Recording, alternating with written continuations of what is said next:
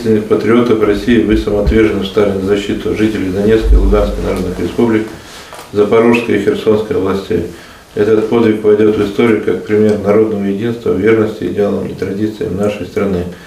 Знайте, что Сосногорский район – ваш верный надежный тыл. Исполняющий обязанности главы Сосногорского района Ильдар Махмутов встретился с участниками специальной военной операции, приехавшими на побывку домой. Алексей Окишев и Евгений Лоткин из числа мобилизованных. Артем Борисенко принимает участие в СВО в качестве добровольца. Как признаются бойцы, на передовой очень важно чувствовать поддержку из дома. И это не только гуманитарная помощь, но и письма с малой родины. Поначалу тяжело доходили, потому что на передке, а потом как-то все это приходило, детские письма читали с разных школ, там с Усть-Кулома даже, наши третью школу писали, кадетские писали, дети читали, до слез трогало все это, все равно старались держаться, понимали, что выбора пока особо никакого нету. Ильдар Махмутов отметил, что поддержка оказывается и семьям бойцов. С ними регулярно проводятся встречи. За помощью родители и жены героев могут обратиться когда угодно. Так, кому какие допустим, вопросы, всегда говорим, телефоны есть, звоните, спрашивайте. То есть, по мере возможностей мы готовы решать все вопросы. Поэтому тоже родственников, родителей, жен предупредите. Во время школьных каникул бойцов Алексея Окишева и Евгения Лоткина пригласили на встречу с учениками Сосногорской школы номер 3. Самые активные ребята 7 и 10 классов получили возможность напрямую задать вопросы землякам в неофициальной обстановке. Конечно, первый вопрос касался детства и юности. Алексей Окишев – сосногорец, а вот Евгений Лоткин родился в Таджикистане, тогда еще союзной республики. Потом семья переехала сначала на Малую Перу, затем в Усть-Ухту. Теперь мужчины, оба, кстати, многодетные отцы, защищают нашу родину от неофашизма. Сейчас они в отпуске на побывке. Конечно, ребята спросили, страшно ли было уехать в зону специальной военной операции. Находясь здесь, страха такого нету, потому что все это очень далеко. Даже здесь можно пройти у людей поспрашивать, для всех война где-то там далеко, это очень далеко. И все знают, да, война, но никто не слышит это. Нету взрывов, вспышек этих. А когда ты едешь там, мы приехали, первый раз мы соезжали, когда 1 ноября заехали в Луганск, мы ехали ночью ты сможешь, на горизонте вспышки, взрывы, и там уже совсем другие ощущения, всегда страх есть. Человек привыкает ко всему, и страх уходит, говорят бойцы. Они подробно рассказали о быте солдат, о том, что учебка заняла 20 дней, но учились по 20 часов в сутки, а это сложно. Спрашивали школьники и о том, что хотелось бы поменять в быту, какие мысли посещают бойцов, получают ли они письма и что эти письма дают. Когда открываешь, даже письмо почитаешь, уже как-то проще становится. Все равно, что кто-то ждет тебя, кто-то морально это поддерживает, конечно. Любое письмо от любого, просто даже здравствуй, и вот такое. Письма бойцы получали из Печоры, Сыктывкара и Ухты. Они служат в Херсоне, в частях морских пехотинцев. Говорят, что главное – это братство. Там, где идет специальная военная операция, нет места мелким недомолвкам и ссорам. В таких ситуациях вообще я хочу сказать, что надо держаться вместе. То есть, так скажем, один стреляет, другой подает патроны или никак. Если этого не будет, братства этого коллектива, то далеко мы не уйдем. То есть всегда никаких споров, Зенитович стреляет, я заряжаю, никаких проблем в этом нету. Все делаем, так скажем, вместе, коллективно, везде предупреждаем друг друга. Для участников СВО родина – это дом, семья, дети. Они не говорят о долге перед страной. Они не понимают, как можно оскорбительно называть Россию.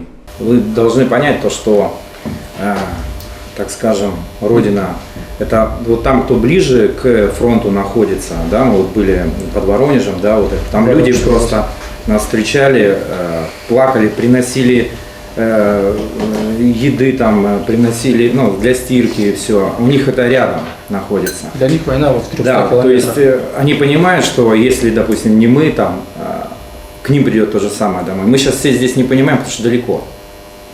А вот так каждый подумал бы, что на твою родину, на твою землю сейчас кто-то придет.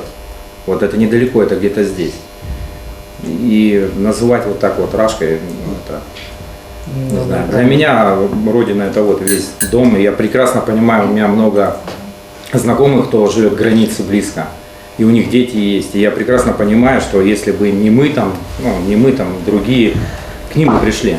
Ученики третьей школы узнали о том, что происходит в зоне СВО из первых рук. А еще смогли задать любые вопросы бойцам. Стоит отметить, встреча состоялась в рамках школьного проекта «Герои России. Наши земляки».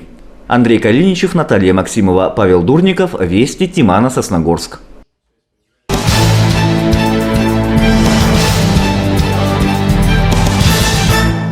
На минувшей неделе сотрудники госавтоинспекции по Сосногорску зафиксировали в городе 5 дорожно-транспортных происшествий. Пресечь силами инспекторов удалось более сотни нарушений правил дорожного движения. Один водитель управлял транспортным средством в состоянии алкогольного опьянения. 3 водителя управляли транспортным средством, не имея права управления транспортным средством. 5 водителей нарушили правила перевозки детей. 16 водителей пренебрегли ремнями безопасности. 1 нарушение ПДД допущено пешеходом. 1 водитель не предоставил преимущества в движении пешехода. 3 водителя привлечены к ответственности за выезд на встречную полосу движения.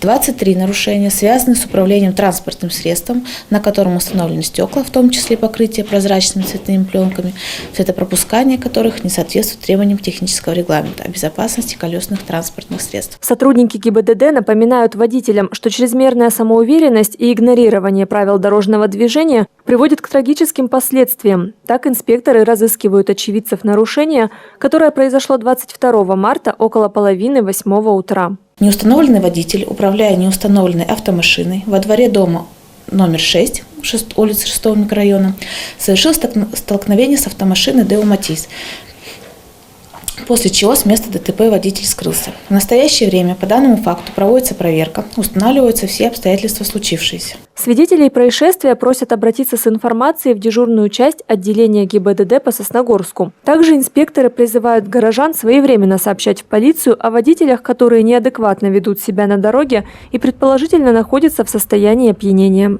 Можно позвонить по телефону 02, с мобильного 102, звонок бесплатный, либо 5 40 55 5 67 66. Полиция работает круглосуточно. Полина Бастракова, Павел Дурников, Вести, Тимана, Сосногорск.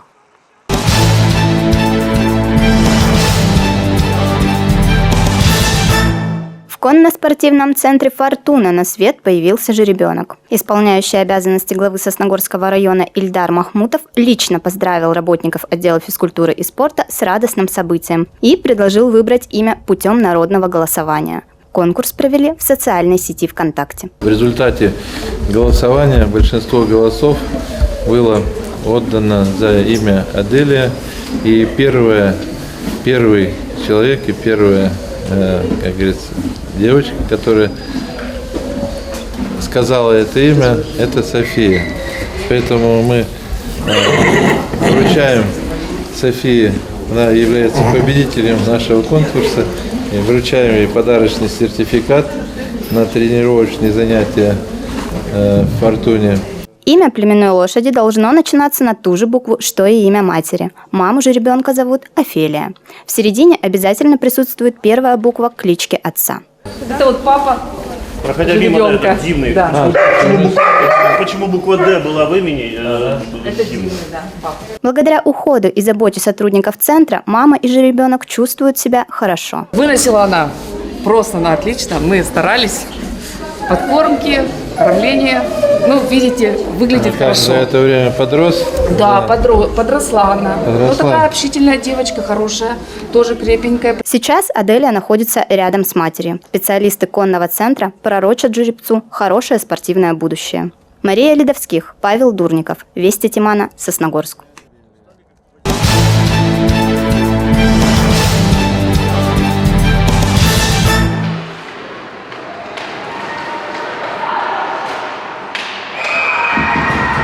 В Ледовом дворце «Звездный» завершились игры 4-го финального тура первенства Коми по хоккею среди юношей до 13 лет. В течение 3 соревновательных дней за призовые места боролись команды из Сыктывкара, Усинска, Ухты и Сосногорска.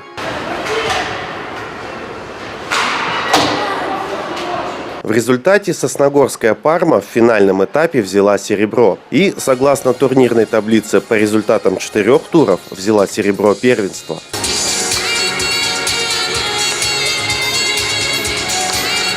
Напомним, игры группового этапа стартовали в ноябре прошлого года. За это время прошло более 40 встреч. А вот младший состав «Пармы», это ребята 14-15 годов рождения, стал чемпионом 2-го тура межрегионального первенства по хоккею «Золотое кольцо». Турнир среди самых маленьких хоккеистов завершился на минувшей неделе в поселке Майский Вологодской области. В нем приняли участие 8 команд из Вологодской, Архангельской, Костромской, Ивановской областей и Республики Коми. Ну а в Сосногорске спринтерской гонкой завершили очередной лыжный сезон. На старт вышло более 60 участников. Гонка была командной и проходила в 3 этапа. В первом бежало 32 команды, а во втором уже 16 лучших. В третьем 6 лучших команд по результатам первых 2 забегов. По-спортивному провели выходные и работники Сосногорского водоканала. Для них в спорткомплексе «Метеор» прошли веселые старты. Таким образом, предприятие решило отметить День работника жилищно-коммунального хозяйства. Он проводился в нашей стране 19 марта. Пригласили наших сотрудников с детьми, чтобы провести такое мероприятие. Тут больше, конечно, упор делался для детей. Хотелось бы, чтобы дети остались довольными. И вообще такое мероприятие мы сейчас проведем на базе нашего водоканала, а потом хотим пригласить другие предприятия, чтобы уже можно было с кем-то посоревноваться. Начали с разминки. Ну а уже потом разбились на 2 команды и приступили к эстафетам. Состязались на быстроту и ловкость как семейными командами, так и разделившись на мужскую и женскую. Победила, конечно же, дружба. Кстати, после всех эстафет желающие могли выполнить нормативы комплекса «Готов к труду и обороне». Павел Дурников, Вести Тимана, Сосногорск.